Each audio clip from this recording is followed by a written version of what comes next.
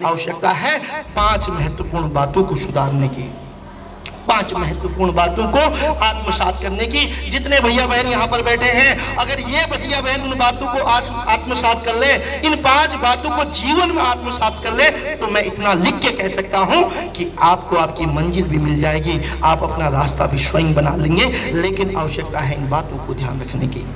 सर्वप्रथम अगर पहली बात करते हैं तो वो आपकी फिजिकल का है, वो आपके शरीर का है। अगर हम उससे थोड़ा आगे जाएं तो फिजिकल के बाद कहीं ना कहीं आपके मेडिकल की भी बात आती है। जहां मेडिकल की बात आती है तो वहां शिक्षा की बात आती है, और जहां शिक्षा की बात आती है तो बिना संस्कारों के एक अच्छी शिक्षा की आप कल्पना नहीं कर सकते हैं। और अच्छी शिक्षा की कल्पना आप तब कर सकते हैं जब हमारे हिंदुस्तान का युवा व्यसन मुक्त रहे।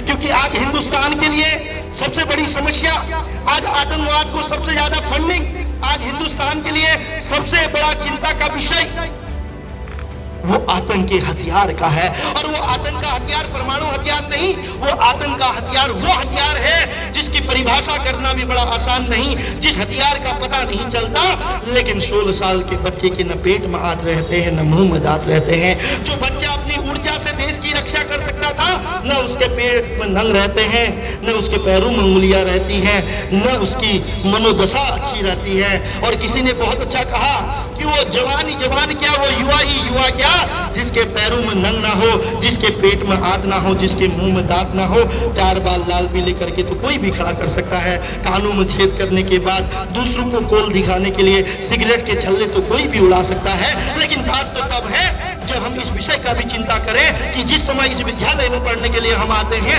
उस समय हमारे माँ बाप घरों में काम करते हैं। हमको चिंता करने का विषय ये भी है कि कोई माँ लेबरी करती है तो कोई पिता सरहदों में अपने आप को शहीद कर देता है, कोई पिता लेबरी करने के साथ साथ अगर खेतों में काम करता है तो कोई गवर्नमेंट सेक्टर और प्राइवेट सेक्टर में अपने जीवन का बलिदान कर देता है, लेकिन अपने बच्चों को आगे बढ़ने से कभी नहीं रोकता।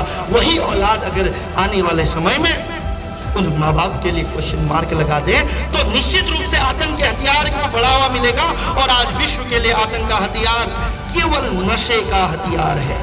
आज इस देवभूमि युवाओं को बर्बाद करने का केवल एक हथियार है, वो नशे का हथियार है। आज आतंकवाद को बढ़ावा देने का अगर कोई हथियार है तो नशे का हथियार है। अगर आज पाकिस्तान, बांग्लादेश या पड़ोसी किसी मुल्क के अगर कोई भी आतंकवादी संगठन हिंदुस्तान को कमजोर करना चाहती है तो जवानों से लड़ने की उनकी हिम्मत नहीं, लेकिन वो हमारे आने वाली पीढ़ी को बर्बाद कर रही है। उस बात पे हमें सजग रहने की आवश्यकता है, क्योंकि आपका फिजिकल, आपका मेडिकल, आपके संस्कार, आपका एजुकेशन, और जब तक आप व्यसन मुक्त नहीं रहेंगे, आप कितने भी आगे बढ़ने की चेष्टा करें, आप अंत में खाई में जाके गिरेंगे। तो मेरा एक निवेदन और है, जितने भैया बहन बैठे हैं, मैं ये नहीं कह रहा हूं कि कौन टॉपर बनेगा, मैं ये नहीं कह रहा हूं कि कौन IAS PCS निकलेगा, मैं तो केवल बात कर रहा हूं इंसानियत की, मैं तो केवल बात कर रहा हूं कि कौन इंसान बनेगा। क्योंकि इंसान वो व्यक्ति होता है जिसके अंदर दया करुणा होती है, जिसके अंदर संस्कार होते हैं, जिसके अंदर इच्छा शक्ति होती है। कहते हैं कि मन के हारे हार, मन के जीते जीत। जो व्यक्ति मन से हार जाता है वो जिंदगी से हार जाता है। जिसने अपना मनोबल बढ़ा लिया वो दिल से नहीं हिंदुस्तान को जीत जाता है। आवश्यकता है केवल अपने मनोबल को बढ़ाने की, केवल अपनी इच्छा शक्ति को बढ़ाने की, अपने विल पावर को बढ़ाने की। क्योंकि किसी ने बहुत अच्छा कहा है कि कौन कहता है कि गलती करके सुधारा नहीं जाता, कौन कहता है कि गलती करके सुधारा नहीं जाता। अगर गलती से भी किसी बच्चे ने 2-4 साल दोस्ती में कोई गलत व्यसन कर लिया हो, कोई गलत नशा नहीं कर लिया हो, तो उस नशे को नहीं सुधारा जा सकता, उस नशे से नहीं बचा जा सकता। क्योंकि आज आपको अगर बचना है, अगर आज देश की रक्षा करनी है, अगर आज जवानों को सच्ची श्रद्धांजलि देनी है, अगर आज अपने देश के भारत माँ की रक्षा करनी है, अगर आज पाकिस्तान को मुंह तोड़ जवाब देना है, तो आपका फिजिकल, आपका मेडिकल और आपका व्यसन मुक्त रहना अति आवश्यक है। मैं निवेदन करना चाहता हूं अपने भैया बहनों से कि प्रभाव पड़ेगा जिस दिन ये ज्वाला उठेगी, जिस दिन आपके मन में ये बात उठेगी कि ऐसे लोग जो नशे के क्षेत्र में हमारे बच्चों को धकेल रहे हैं। बहुत सारे आपके भैया बहन आपके बीच में बैठे होंगे जो दोस्तों को कूल दिखने में, टशन के लिए, फैशन के लिए, अपने आप को स्मार्ट दिखाने के लिए, दूसरों को इम्प्रेस करने के लिए कभी रास्ते में सिगरेट पीते हैं, कभी वो फैशन के नाम पे वोडका और खैनी खाते हैं, कभी वो तंबाकू और गुटखे का इस्तेमाल करते हैं, कभी वो बियर और शराब की ओर अपने आप को अग्रसर करते हैं।